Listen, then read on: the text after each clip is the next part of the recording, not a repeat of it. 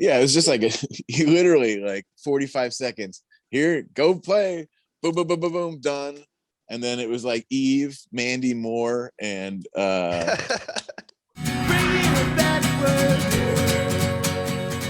This podcast is all about your guys' journey in music. And obviously the cool thing about this is you got back together after a handful of years, right? Like doing like a 37 years. a few handfuls of years. It was at least 20 years, right? Yeah, like 18, 18? 18-ish. That's amazing. That's amazing. I love the new stuff that you put out too. It's really cool. Thank you. Thanks, dude. Yeah.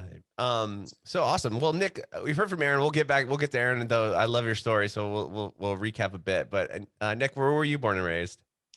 I was born here in Pennsylvania, Northeast Pennsylvania. Okay. I've lived here pretty much my whole life. I lived in California, like in San Luis Obispo. Oh, sure. I'm from California originally. Oh, nice. I lived there for like first and second grade, and then to New Jersey for about a year or two, but then pretty much always here In Pennsylvania. Yeah. Very cool. It's funny. I don't know, Aaron, maybe the last time we talked, I might have been in San Diego still. I think I was. Maybe it was a different room. I vaguely remember you saying you were moving or something. Yeah, we finally got to Nashville. It took like 5 days of driving, but if you notice all the stuff in a room, all you packed was one Blink 182 poster and a record, and a gold record. Yeah, that's all I needed to pack. But yeah, so we're here now, but it's cool. So San Luis Obispo, that's like kind of a college town. My father actually worked for this company Bechtel that built nuclear power plants. Wow. So like pretty much everywhere that I've ever lived, I've been in a vicinity of a nuclear power plant. Yeah. That is awesome. Including right now. I mean, if you look out my door, you can see it from my house. Really? Yeah. Oh my gosh. I didn't realize that there's a lot of nuclear power plants. I can't speak in Pennsylvania. I don't know, maybe 2, Aaron. Okay. 3. Yeah, there's one by him, and then obviously in the 70s there was one that was made famous called 3 Mile Island. Okay. Familiar because it had either a meltdown or an almost meltdown or something. I forget. My gosh. I think that was before our time, but there was one in north of San Diego. If you're driving up towards LA. Yeah. It was like it looked like 2 big boobs. Like that's the one. Was that Diablo Canyon? But there's always this thing. Like I remember, like specifically, like when 9/11 happened, people are like, if that thing blows up, if it like the wind is a certain way, it's either gonna take out all of San Diego or all of LA, and we're like super paranoid about it. Wow. Yeah, I remember 9/11 here. Like all of a sudden, their National Guard was here, and there was people with machine guns protecting that whole thing. So it was wild. It was scary for sure. Well, Aaron, you're from Pennsylvania as well? I can't specifically remember. That's what I thought. So Nick and I grew up, I don't know, half hour or so from each other. Okay. But we didn't know each other until we were like probably about 20 or 21 or something. Yeah, I think we were really 20. Yeah. Okay. Where did you guys meet? So we had a band.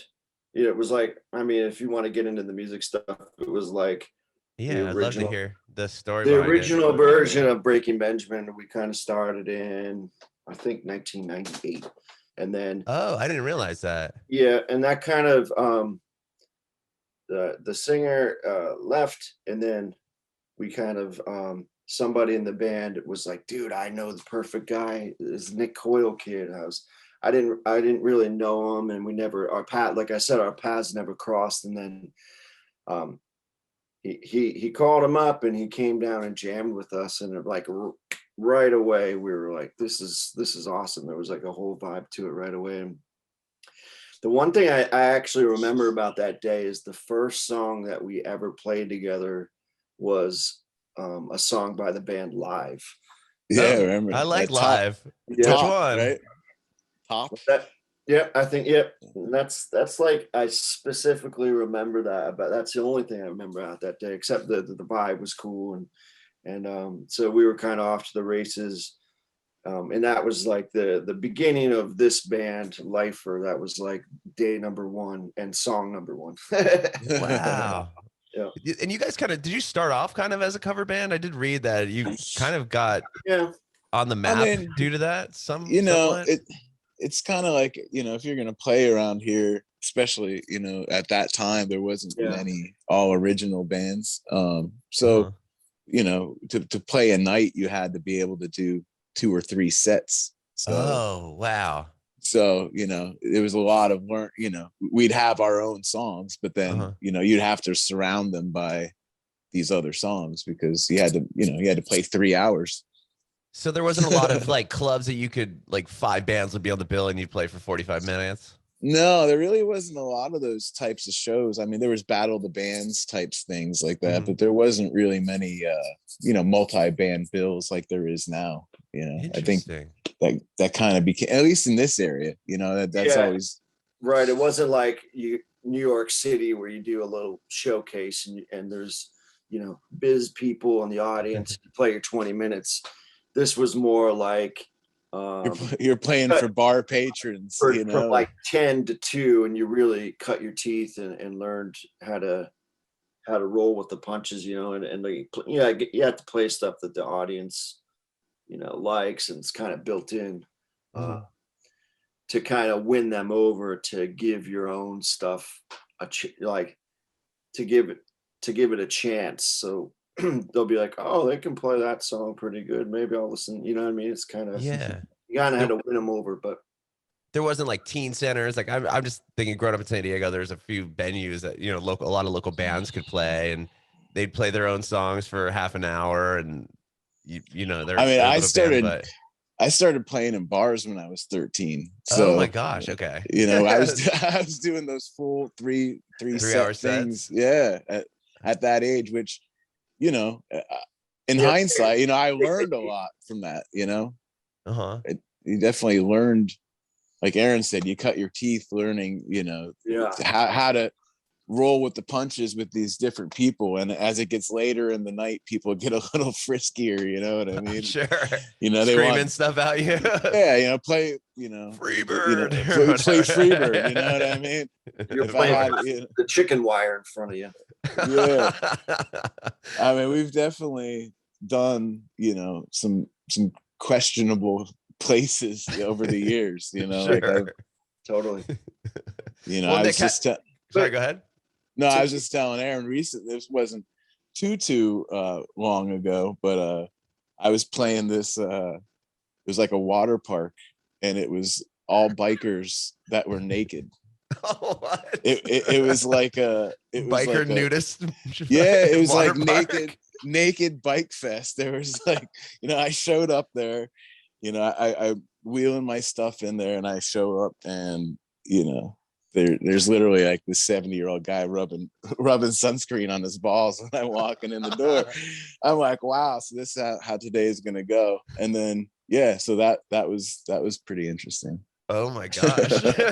They're like, look at this freak. He's not even naked. Yeah. In between my set, I had to talk to people and while they're standing there completely naked, Oh my gosh, it was so funny. It was wild. Like eyes up here. Yeah, right. Yeah.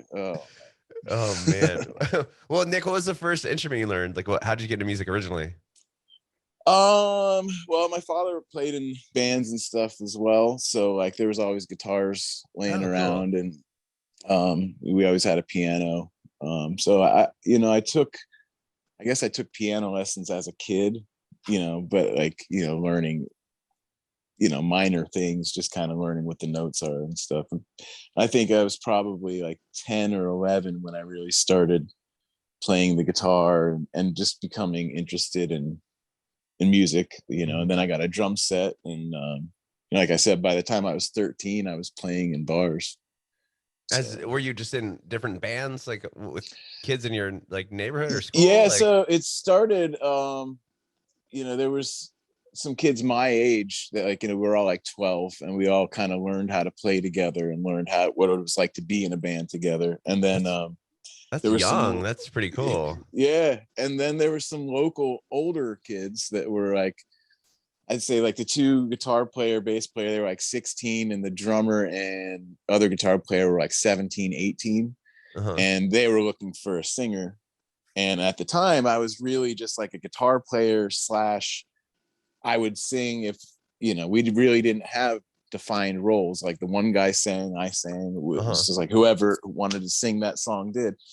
And these kids came over and saw us rehearse, and they were like, oh, that's our singer. So by later in that afternoon, they called me and they were like, hey, do you want to join our band? And then within like, I think it was like 3 days, I was in this little recording studio recording their original songs that, like, you know, we did our first tape. It was a cassette tape back then. Oh, wow. So yeah, within 5 days I was in the studio and working on, you know, a soon to be EP that we released. And, you know, that kind of started the whole journey of that thing, like where it was like, oh, here's my tape. And then we played shows, and, you know, I got the bug like that, you know, like I just knew it was something that I was going to do. Sure. So What was it like going in the studio the first time? Was that intimidating, or was it weird hearing yourself? Yeah, it was weird. It just kind of all happened really fast. You know, it was like I said, it was like 5 days. Next thing you know, I'm in this little studio.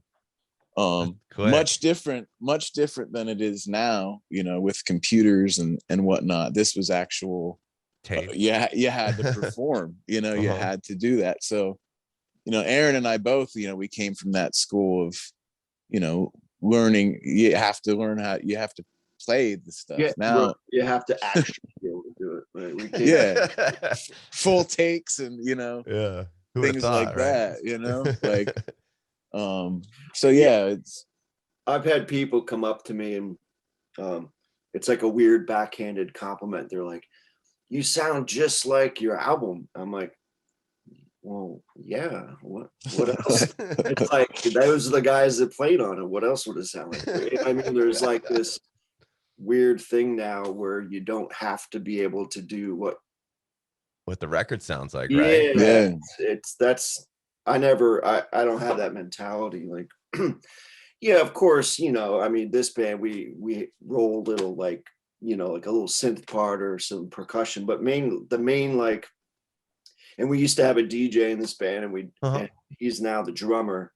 So we compensated for that a little bit with a little ear candy and some noises. But the guitar, bass, drums, and singing is done by, you know, live. It's still a very live band. You know? Right. The four main ingredients are live. And so, but yeah, it's just a different school of thought. And, you know, kids these days, they don't have to be able to do that. So there's no, I guess they don't, you know, there's no urgency to do it, you know. Right. Like, it's you know, you also don't have to memorize anyone's phone number anymore, so why would you? I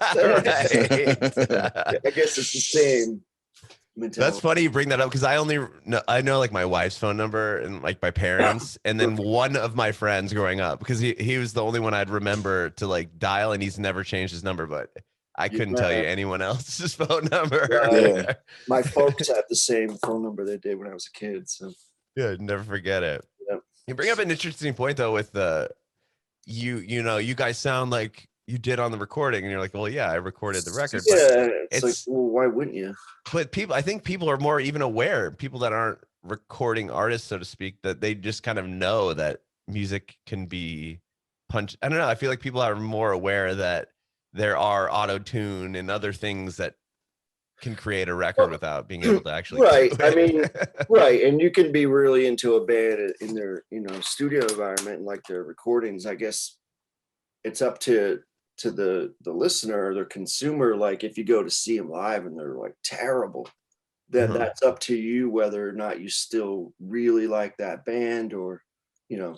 I think that's even less of a thing now these days too. It's like I feel people have accepted the fact that someone just walks out on the stage with the microphone and the music is just playing, you know, like, you know, where we came from, you know, you had to play the instruments. I mean, I remember when Milli Vanilli got caught and their tape skipped. Oh, you know, yeah.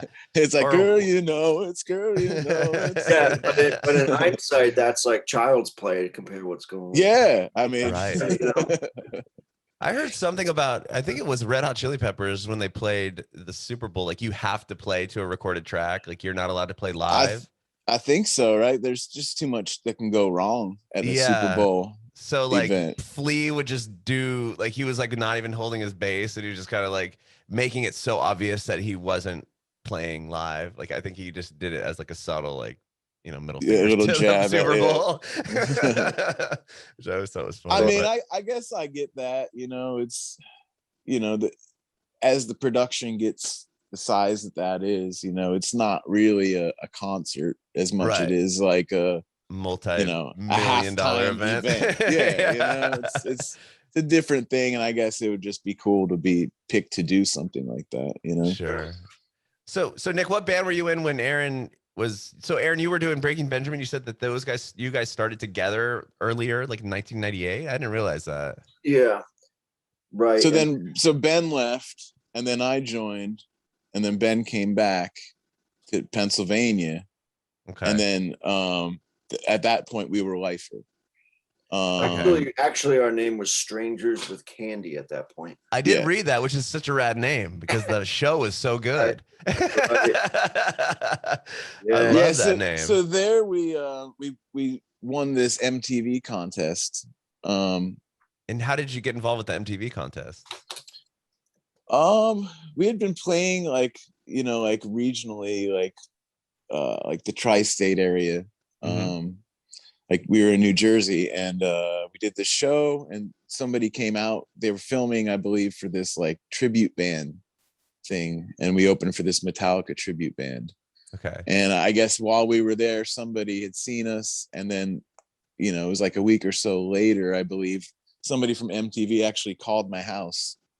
it was and this is at a time where MTV was MTV, it was like the biggest thing on the planet. If you're on MTV, it was like. So I was like, this isn't MTV, you know what I mean? So I like took the guy's phone number and I called him back just to make sure it wasn't someone like yanking my chain. And sure. So I called him. Sure enough, it was Viacom when they answered, and I was like, all right, So I listened, and then we went and did this ultimate cover band. They didn't really know what the rules, or I think initially it was supposed to be like we were supposed to pick one artist, and then it was supposed to be around like a tribute band type thing. Oh, so and then you had to kind of like dress the part, so to speak. I don't know necessarily dress the part. Like it was all kind of vague in the beginning of what the show was even going to be. And then it just ended up being like a cover band contest. So they were like, okay, well, it's the ultimate cover band contest.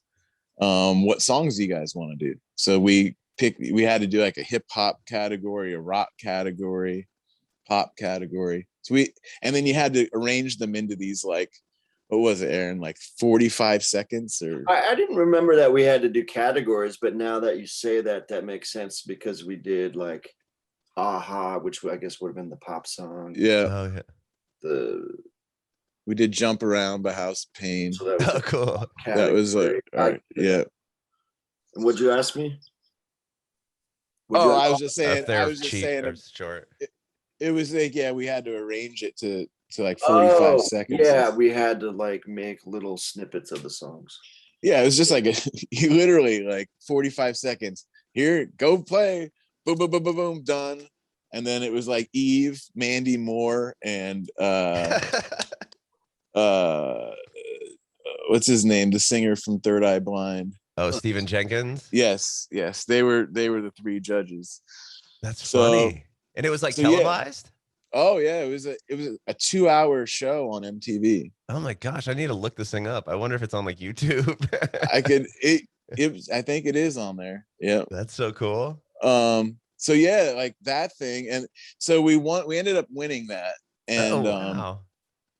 And from that, when it aired, literally like overnight, our shows went from, there being like 50 people at to like 1,000 people at. Wow. Every show, whether we were in Jersey, New York, Maryland, it wouldn't matter. We just show up, there'd be a line around the block. so that kind of spilled over into labels getting interested, being like, who is this band? We happen to have an EP that we just released, so they saw, you know, we were an original band as well. And next thing you know, we were meeting with labels, and the president of Universal came out to a show, and he was like, we'd love to have you guys on board. And that's how we became signed to Universal. Wow. And then the Strangers with Candy show, because it was a show on Comedy Central, they were like, there's too much, you know, legal drama liability.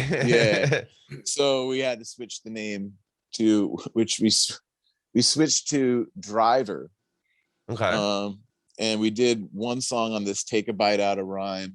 It was like a rock tribute to rap thing. So it had like Stained and Dope, Seven Dust. Actually, I like their song that they did a lot. Who said Seven Dust? Yeah, they did Going Back to Cali by LL Cool J. Yeah. It was like a sick cover. Oh, wow. Yeah. So yeah, we were called Driver for a minute, and then there was actually this band from Allentown, which is probably about an hour and a half, 2 hours from us, that we never heard of before. They were called Driver, and they were like, so cease we got and desist you. Yeah, we got a cease and desist letter. We were like, what the fuck, you know? It's like, so you have no following. Like, what? No. Dude, we offered them, I forget how much money, but it was at least $10,000 for the name. Really? And yeah, because they didn't bite. No, they would not. They would not sell it. So, and you know, if you ask those guys now, they'd be kicking themselves in the face, right? Because I don't remember any band being super successful named Driver. No. So yeah, there was a movie. Yeah, right. But that's funny. You offered them 10 grand. Oh my gosh. I mean, at least it might even been more. I think it was 10 grand though. But so then we were like, all right, Lifer. So Lifer was a band that I had been in, like in the 90s, like late 90s, and we didn't really play many. We played like 2 shows or something like that. But it got to the point where it was like, all right, well, I could prove that I used this name at this date, you know what I mean? So you own it, copyrighted it, so to speak. So it was like, well, let's. And then the other guys in that band sent a cease and desist letter. Yeah. Did they really? No, I'm just kidding. Oh, I was like, oh my god. No. And they took the 10 grand. And they took it. Yeah. Oh wow. I'm curious real quick on back to the MTV thing. Like, did you feel like because you had won this contest and now all these people are showing up to your shows that you're kind of in this box of now you have to appease people as being a cover band? And was it harder to like implement your own songs? It was almost immediately after that we decided to not do covers anymore. It's like we kind of just used it quickly became like a half and half type of a thing. It was like we did a first set of like our songs, or then like, you know, a greatest hits set, if you will, of cover songs that we did. Yeah, I think too, at the time when we did that, we agreed to do that show. We didn't really, first of all, I don't think we took it that seriously, but like also, we also knew that we were, you know, writing our own songs and they were starting to sound really good, and people enjoyed them. And so we always had that mindset of that's what we really wanted to do. But I think doing the covers and stuff a little bit was to kind of make money to pay the rent a little bit, you know. Yeah, so that was sprinkled in. That makes sense. I mean, but yeah, and then I think once we won that show and then we had some notoriety, I think it quickly was like, okay, that's cool, but we don't want to do that anymore. Right. Immediately we went into the mindset of like, let's write a million more songs. And but yeah, because I mean, I think it aired in like February, and by May we were signed to Universal. And I'm sure they signed you on your original songs, I would imagine, right? Yeah, I mean, you know, they heard. They did. Yeah, we sent them a demo. I'm sure the notoriety of the MTV thing didn't hurt at all, you know, because there was definitely a buzz happening, There was a you buzz, know. right? So But in that same regard, I mean, if you sent them a record that was just trash, and they would be like, Sure. well, this is a great cover band. Like, you guys should stay in that lane. Like, Yeah. you know, we're not going to put a record out of you covering a bunch of songs because it's not going to make probably any money No, if you're paying.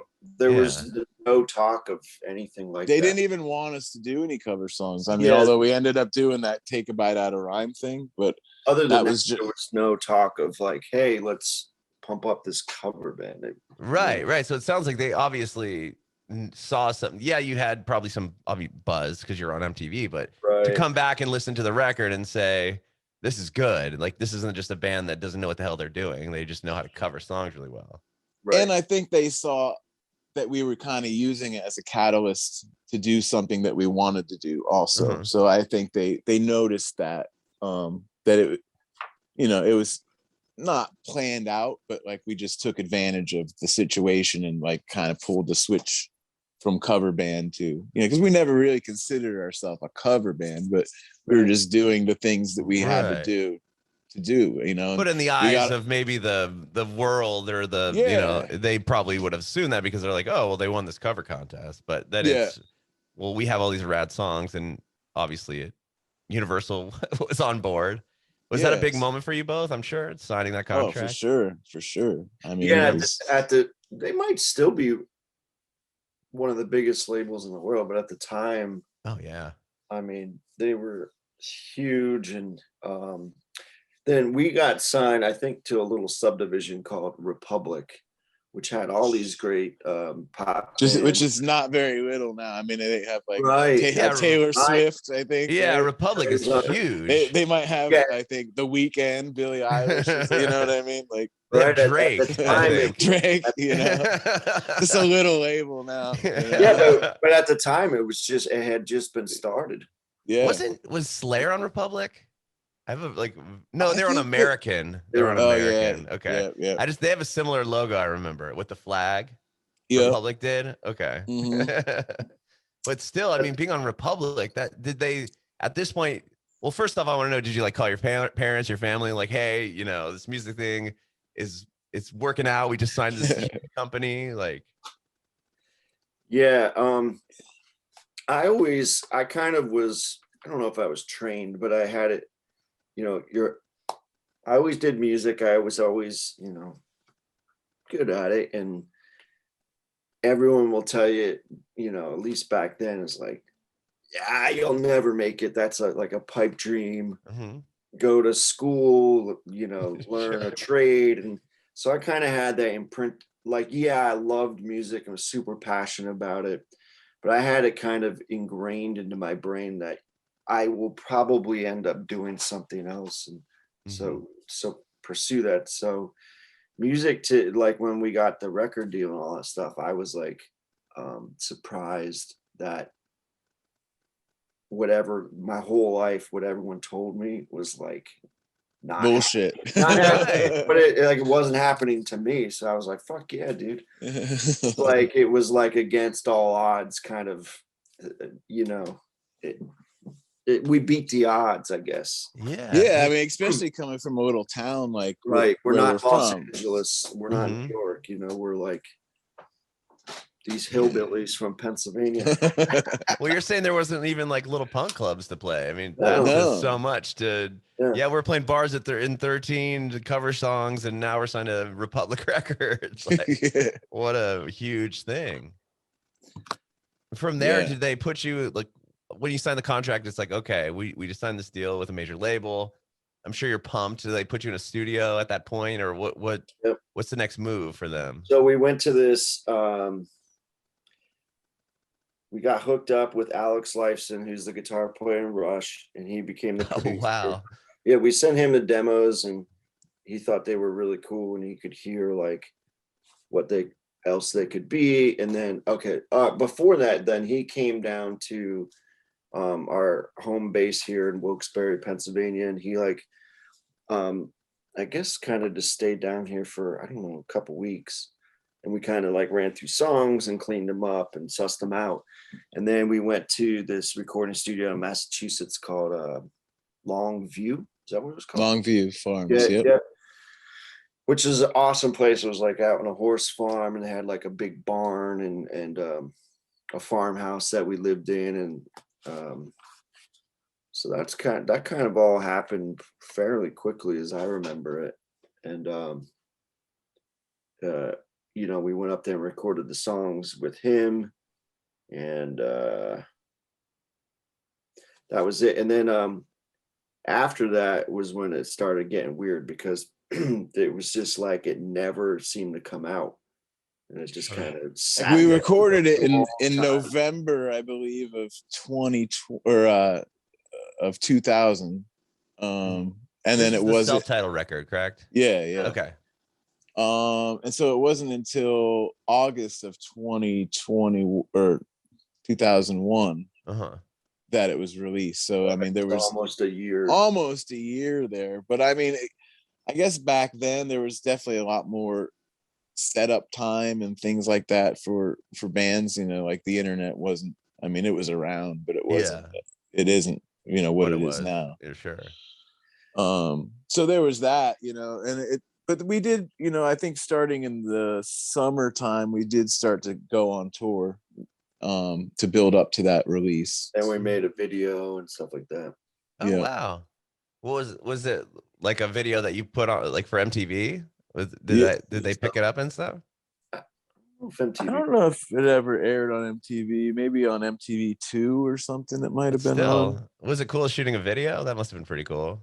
Yeah, that was cool. The funny thing with the video is it was done by this guy, Sam Erickson. I believe that's his name.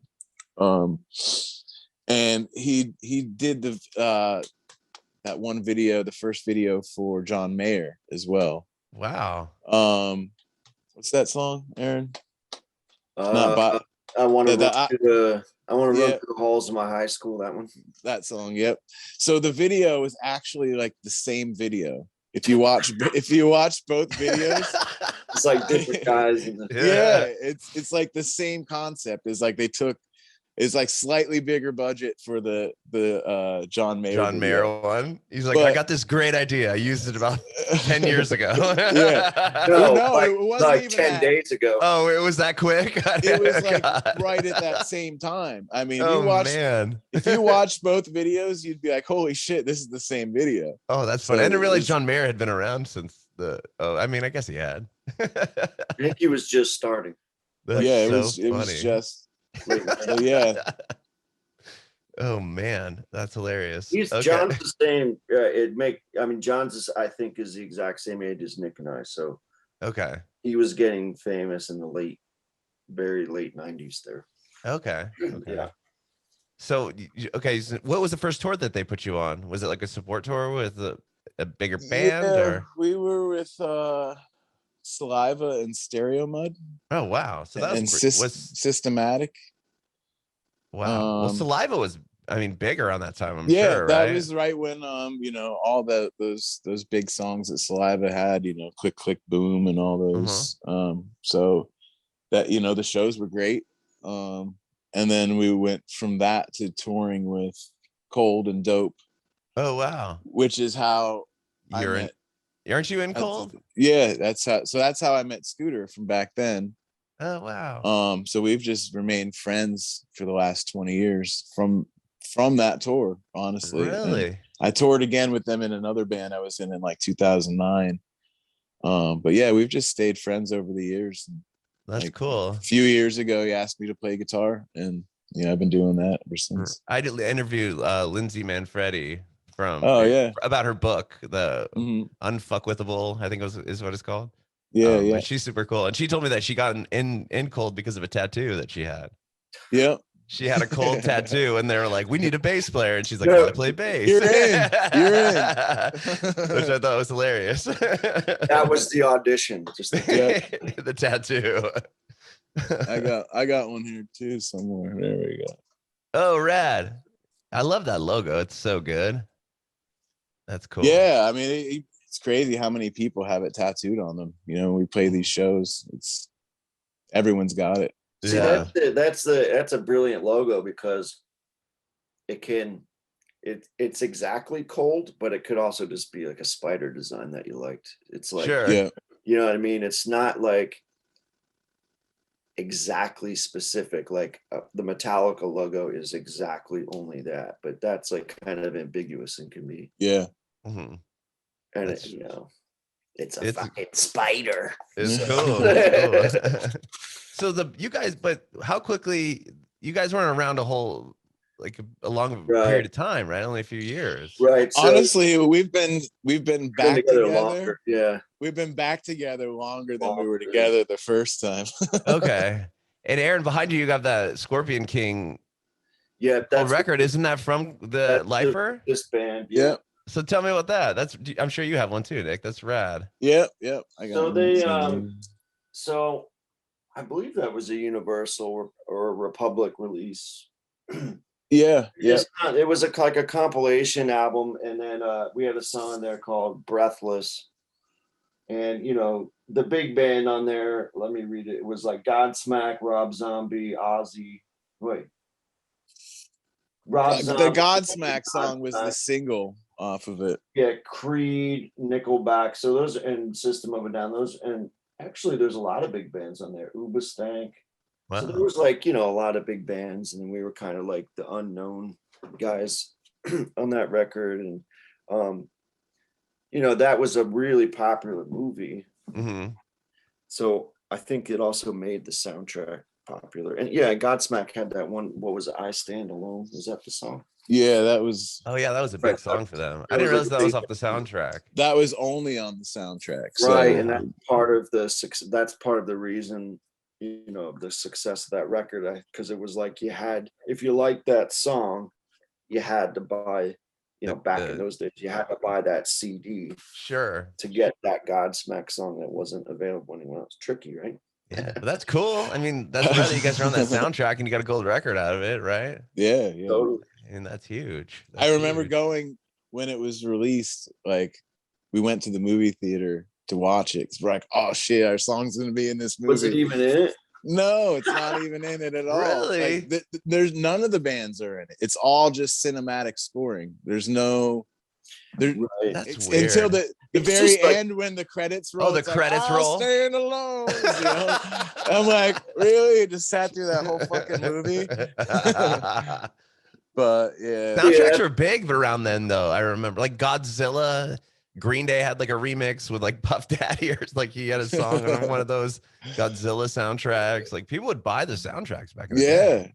Yeah, they used to be a big thing, but now that's once these once iTunes became more prominent, and they split those albums up where you didn't have to buy a CD anymore to get that one song. You just buy the single. Yeah. And now you can just stream the whole record without paying anything, right? Yeah. Screw all you guys over totally, which is so horrible. The artists show up at your house and play acoustic shows for free now. Right. Okay. Well, the band breaks up. I don't know if you mind talking about that at all, or how it kind of unfolded. I mean, you're right. So, a little bit, to go dark for a minute here. So our record came out like right before 9/11. Okay. Not like really, that was like a weird time. Anybody watching this that's old enough was, like an adult at that time remembers how fucking weird everything was. Oh yeah, it was crazy. So that like we kind of like right before that, we were like, fuck yeah, we're young guys, we're in a rock band, let's rock out and play hard rock music and scream and be crazy young guys partying and stuff. And then that like put a whole damper on everything. And the tone changed. And it was like, oh, do we really want to go and like jump around and scream and at a rock show at the moment? So kind of like obviously there was all this more important stuff going on and people lost their lives, but like just on the trickle down effect to being in a rock band at the time, it really changed the mood and tone of everything, at least for a while. And then there was like, some internal problems and the one guy left, and it was just kind of like a weird, like a bad, kind of chain of events. And, So it got a little weird there, and you know, I left the band as well, and then these guys carried on without me for a little bit. I think, yeah, and then y'all changed the name right after a while. Yeah, I think we continued as Lifer for another Yeah. maybe another year or so. And then it just, the sound of the songs we were writing then and that just didn't have the same exact thing. Like it was just a different, It was the different members. It's just a different thing. So we switched the name to My Downfall. Okay. But and then that's when, you know, those guys joined Breaking Benjamin. Mm-hmm. Well, Aaron actually, you know, like he said, it was kind of like rejoined Breaking Benjamin, which now is a different set of members than right before than the first time. Yeah. You know, they're on version 4. You know, it's like this area, it's like I said, it's a small town, small area, you know, multiple towns around here, but it's a small area. So like the good people always, you know, I've played with every member of Breaking Benjamin in different bands. Like I was in a band with Jeremy Hummel. I was in a band with Chad Saliga. You know, so it's a strange thing, you know. Even Ben, I've known Ben for a long time. He's I've known Ben longer than Aaron, actually. Ben and I were no, we went to high school together. No, you've known Ben longer. I've known Ben longer than I've known you. Oh, totally. So yeah, I used to play in paths never crossed. I used to play in bands with Ben when we were like 15. Right. And that's how I played with the guy who ended up pulling me into the band with you guys. Yeah. So yeah, it's a very incestuous type of thing around here with bands and members. Well, I guess it's if you know the people and they're good players, you know, you don't have to go like, and you kind of know if your personalities clash or not. I would think that's kind of has to do with it too, right? Yeah. Taking somebody in that you might not know, and then you're like, okay, are they going to vibe with us? Now we got to sit in a van with this guy for X amount of months or whatever. Yeah. Well, yeah, that's when shit gets it's real. Yeah, like so when you see I always see in movies that they put the ad in the newspaper and then they hold the audition. Like I've never done that ever. So like where that's like to me in the movies like LA and New York. So like what he's getting at is around Pennsylvania. It's like y'all just know somebody. And you're in the, you know. Yeah. You never like rip the paper like with a guy's number on it. Right. So it's like all it's all kind of just I guess who you know, but it's also you get the gig because if you're badass or not. There's no like newspaper ad. Sure. No audition. Sure. I can't think if I've ever auditioned. I auditioned one when I played for I ended up playing with the dude from Filter for a little bit. I was playing with Gino Leonardo, and we had the same lawyer, and you know, I had spoken with him, but it was an actual come on out here to Chicago and learn these songs and you know, we'll tell you if you get the gig or not. And you know, I went out and did it and got the gig. Like they were like, dude, you're the guy, you know. So that I do remember auditioning, like being nervous, like because like I love Filter. I was like, oh man, I hope I get this gig, you know. So you know, that's cool. That's cool. And I'm sure you knew kind of when you were there, if they're like, you know, you're the guy. It's not like, oh yeah, we'll call you. You probably know at that point you didn't get the gig. Yeah, I mean, we'll call you. Yeah, we'll call you. No, in that instance, they were just like, yeah, if you want the gig, you got it. So I ended up just staying there. I didn't even fly back. That's cool. I actually packed enough shit. You know, I was like, I'm gonna get this gig, so I'm just gonna pack enough shit to stay. There you go. That's kind of how it worked. Nice. Positive latitude. Yeah. Put the vibe out there. Yeah. Either that or I was staying at someone else's apartment for a little while, you know. Sure. So you guys got back together as Life for what, about in 2010 or so, and did like a couple shows? We just did one show. It was Okay. like, that was just, it really was just like let's do it for fun type of a thing. So we did like an acoustic type show in 2010, and then we didn't really discuss it or talk about it until I guess 2018. Oh, okay. What was it? What happened in 2018 that you decided, hey, we should all get back together and try to get this band back off the ground? Honestly, it was just more. It was just kind of something to do. None of us were doing anything at the moment. I mean, I was in Cold. But it was just like, let's play a show. I think it started off with Aaron and I were just going to do an acoustic type show. And then we're like, let's see if Tony wants to play drums. And then it just became this bigger thing. And then instead of it just being acoustic, we did the first half acoustic, and then we plugged in for the second half. And, the show was sold out, and everyone was just, really into, there was a vibe and there was this whole thing. And we were just like, man, that was fucking awesome. So, we just kind of, right. Yeah, let's just keep doing it. So it really just got, started again because how much fun that we had that first show. And, we're continuing to have fun together. And we did at that, I remember at that juncture, we asked all 5 original guys if they wanted to do it, but it turned out just being Nick, myself, and Tony, who,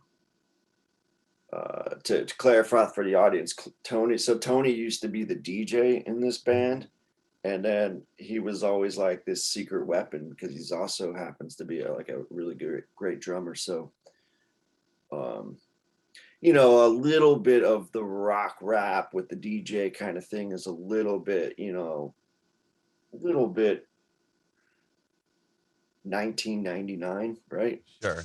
So we were just like, well, kind of, why don't you just do the drums? So he switched over, and so now he's the drummer. So between the 3 of us were, the original cats, and then we hired our buddy Mike Morgan to be the bass player. So that's the lineup now. And so that's all. You guys came back together in 2018, and then was it from there on that you just stayed as a band, and more recently released new music? We've been putting out songs, and then 2020 happened, so that right. I was telling Nick, I was like, every time we try and do something, some crazy national tragedy fucking happened. And I'm like, God damn. So it's kind of funny and kind of not at the same time. So obviously, we kind of, actually, we didn't take last year off. We just we took a year off from playing shows, but we were writing and recording stuff. But so we're trying to get back into doing some shows here and there, and we actually have a show next weekend. I did see that. Yeah. The 20th. Aren't you playing your whole record, your first record? Yeah. That's the 20th anniversary of that record. Right. So that it's is kind of dope. A full circle kind of thing. That is so cool. How is it practicing those songs again? Was that like all the way through? Was it? I mean, we've been playing this, like we only have one record, so when we do shows, we have to do the majority of the songs are from that record. So we have been playing those songs, but there are a few that we haven't. So it's weird to play them in order. I don't think we've ever played the album in like the sequential order like that. There was no reason to, right? Well, I know that you're both in different, like Nick, you're in Cold, and Aaron, you're in Earshot, and that's what we talked last time was about that band. Yeah, totally. So I know you have different things going on, but like, where were you at when the pandemic happened? Were you guys writing this new music that has came out recently? Yeah, I think over that period of 2020, we started kicking ideas around, sending things, and then we kind of narrowed it down. Okay, these are a few, like, let's work on these. And then we got together and worked it out in the room. And I feel like that's, the best way to do it. Like, get a little live spin on things. Both of us write things, or all of us write things, and some more done than others. And then we give them to each other and trade things back and forth. But then ultimately we get into a room together and give it that band feel. Right. Which I think that's kind of missing in a lot of stuff. Everything's kind of done so much on a computer these days. No one's even in the same room or in the same state, for that matter, when they're recording albums. So it's, I think it's important to have that live band sound feel type of a thing. So these weren't songs that you had to like send a track over to Aaron and then he'd put his guitar part on and throw it back to you. And no, we went to Aaron's house and tracked up the drums the old fashioned way, and we played all in the room together. And then we layered things in there after the fact too. But it very much has that core of a live band. That's cool. What was it like putting a song out for the first time in like 18 years at the time? I'm sure people were stoked. Was it? Yeah, people were into it. So the first song was called The Start of Something Else, which is like the perfect title to have it be your first song and so on. Mm-hmm. Yeah, I mean, we have like, we're not the biggest band in the world, but we have like this little cult kind of, I would say, kind of described as like a cult following. Mm-hmm. And so they're like really into kind of whatever we do for the most part, 9 times out of 10. But so that's cool to have that. Obviously we would like to expand that and not, we also we're like trying to make, besides, next weekend we're doing 20-year anniversary. We try and make a point of not being like a nostalgia, like heritage act. We kind of like are writing song. In my opinion, our new songs are better than the old ones, in my opinion. So we're trying to not be like, those guys from way back then. We really want to do, make sure that what we're doing now is cool and relevant, and like when we play live, it has energy and we're rocking out. It's not just like, four middle-aged bums up there, like trying to rekindle the fire. Like we're trying, it's like a legitimate fucking, we're still playing at a high level. I mean, like, I feel like all of us are better than we've ever been before, so like, totally. That it helps that, we've never taken time off from playing music. So it's not like, let's dust off the gear. And, if anything, we've been playing more and more and done different things and learned so much more since that time. So it's just applying, all the things we've learned to now this new old band again. Right. All those years of shared life experience, all together. But yeah, like he said, it's not like, it doesn't have like a high school reunion feel to it or something. It feels very like fresh. It does to me, at least. Yeah, definitely. Yeah, it's not like you guys have been sitting around doing something else and then you're like, it's been 20 years. Let's just go and do a show on this record. Right.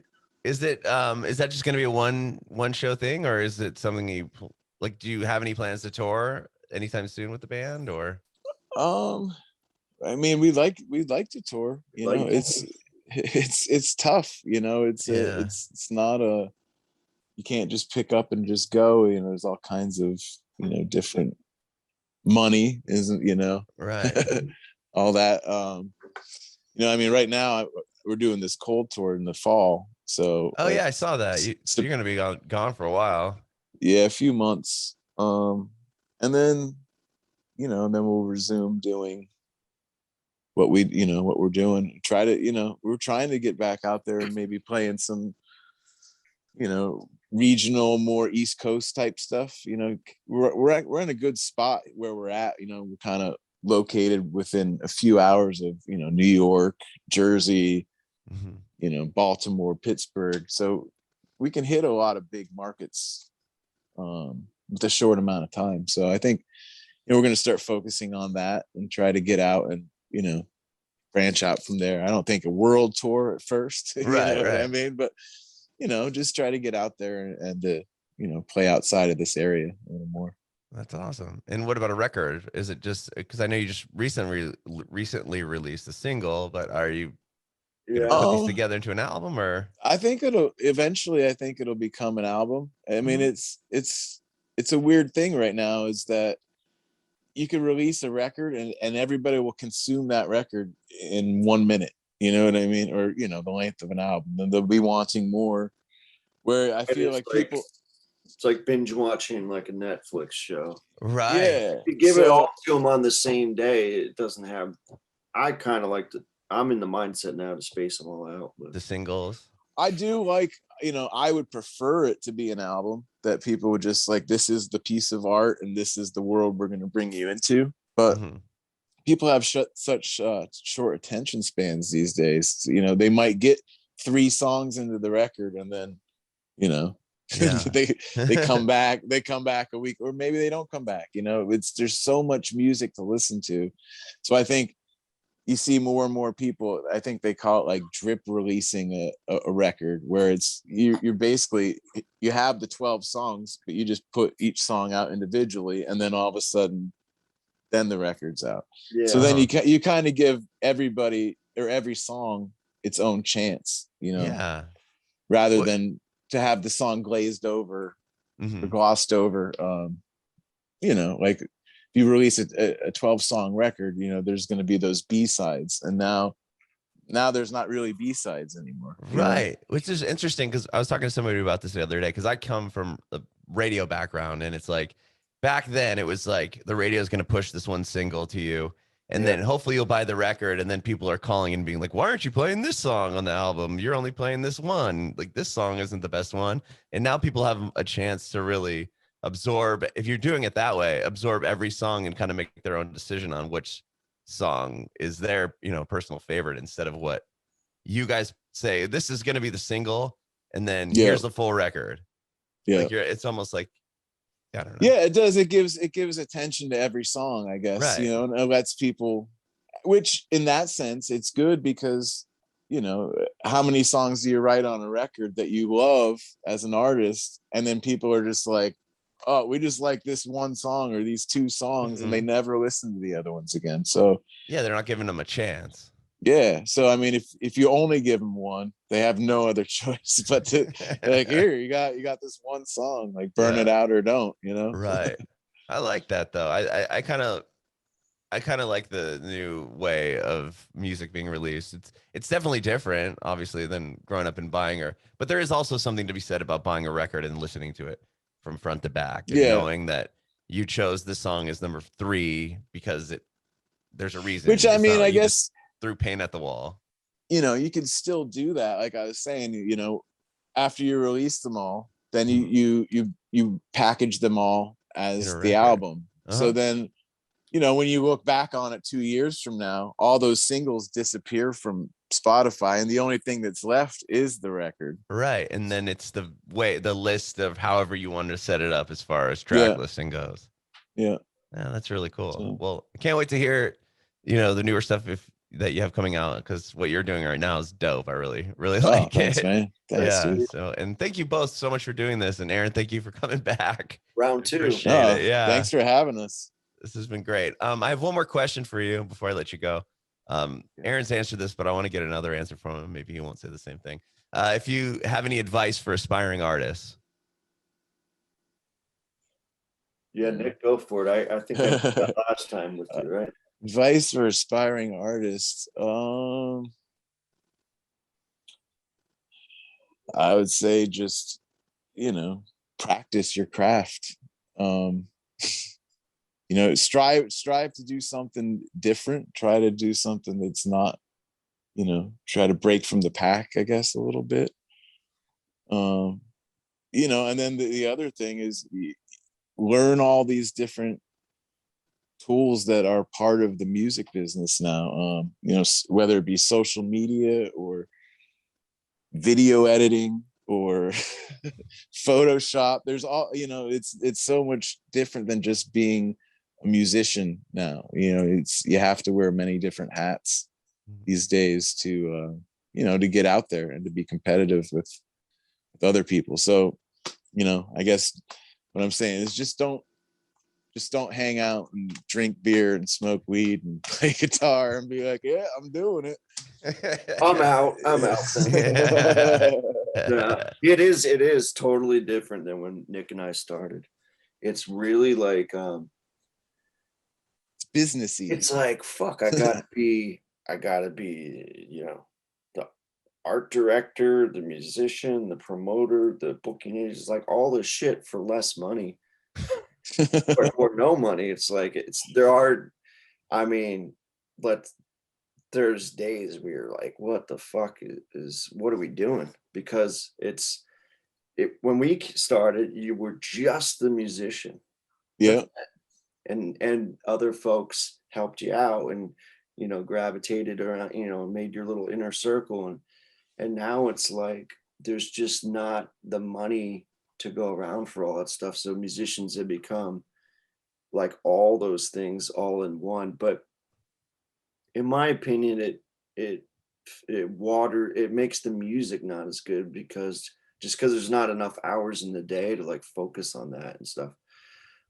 I do think, to what he just said, it does curtail some of the nonsense of like partying and drinking and fucking off, because like, it's like, all right, let's get down. Yeah, you can't do that now. It's you not, know, those lives, like, you know, poor lifestyle choices that a lot of musicians used to do, kind of, it doesn't really cut the mustard these days.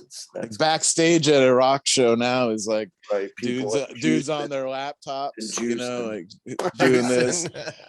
You know, it's just different. It's completely different. Way, it's you know, that's a positive change, but there's a lot. I don't know, dude. Bring back 1987, dude. Fucking where's the hair metal tours? Whiskey chicks, fucking fast cars. You know what I mean? That's what I signed up for, not fucking video editing. right. But yeah, it's so different. But I mean, see, like Nick and I were on that cusp of when all this shit changed. So for us, you know, like, they can be really frustrating. But I think if you're 20 years old and that's just the way it's always been, you don't know any different. You know what I mean? But like, right. So like Robert Plant walking out of the jumbo jet with Zeppelin on the side of it. It's like those days are kind of gone, I guess, you know. Unless you're like a huge pop star or something, but even them, like, I don't think they have jumbo jets, you know, like, I don't. Pop stars? Yeah. I just don't. Billie Eilish? I don't really? I don't know. Maybe Taylor Swift, maybe, or Drake, or I don't know. You're right. You don't see them. You don't really see them fly. I mean, back in the day, like you said, you know, like there was Led Zeppelin was right on the side of the plane. Aerosmith right on the side of the plane. Yeah. But it also changed with the internet, though, and streaming. Like, they're not getting the money that they used to be able to get, because now you can get any record you want and stream it on Spotify, right? And like, you don't have to go physically buy it for $12-13. But the new angle is there's concerts, because the tickets. So like, once that shit, you can, I bet you, if you showed a graph of like when streaming and free stuff came in on the internet, and concert sales, the tickets prices, $1,000 a ticket. I guarantee. Sure. I guarantee that graph, when this one went down, the ticket prices went up exactly in the opposite direction, because now, I mean, it's insane what you pay, you know. That's a great point. I mean, I took my son to see Metallica, and I think it was like $4,000. No, 1 million. No, I think it was $400 a piece or something like that. Which, you know, That's Metallica, so it's before- worth it. But still though, man, like I don't know. Like I'm an artist and I wouldn't pay $400 to go see somebody play. It's just Right, but too fucking much. I know, but my point is because the album sales went away, they were just like, well, fuck it. Now the ticket prices are. We have to find. Yeah, We have to Right. like. you can't blame them. I mean, you can't blame them. But you would have. But before in the '90s, you would have. There was no $400 concert tickets that I'm aware of, unless it was like Barbra Streisand or something. I don't know. I mean, the thing it does though too, I think that hurts everything because I mean, you used to be able to like go to a concert on a whim. You'd be like, oh, so and so is playing. Let's go grab a case of beer and hop in the car, and you'd go there and with your buddies, and you'd be seeing a concert. You could buy a ticket at the door, right, for $10 or $12. Now it's like you have to get in the internet and service fees, and you have to take you got to take work off. You have to get a hotel. Beers are $40 a beer. You know what I mean? So it's like I don't know. That whole commercialization of it, I think, is kind of hurt music in the sense of. Well, I guess there's more people going than ever, so I don't know if it's hurting it, but it certainly marginalized like the little guys. I've been joking a lot lately. It's like it seems like you're either the little like acoustic guy in the corner or fucking Metallica in the stadium. Like there's no middle class, so to speak, of the music business left anymore. It's either like small and local yokel or fucking huge. There's like even the venues are going away, especially since COVID. Oh yeah, all those like middle level kind of smaller venues where you could go pay $10 to see a cool band.